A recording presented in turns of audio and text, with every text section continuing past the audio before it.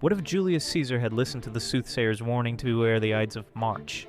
On March 15th, 44 BC, Caesar received 3 chilling warnings. His wife Calpurnia woke screaming from nightmares of his death. A soothsayer stopped him in the street, repeating his prophecy of doom. The priests found terrible omens in their sacrifices, begging him to stay home. But what if Caesar actually listened? The 60 conspirators waited in the Senate house, but Caesar never arrived. Their plot immediately fell apart. Brutus panicked, others fled Rome entirely. Without Caesar's assassination, Mark Antony never rose to power. No alliance with Cleopatra, no civil wars, no Augustus becoming emperor. The Roman Republic would have survived under Caesar's reforms. Democracy might have flourished instead of giving way to imperial rule.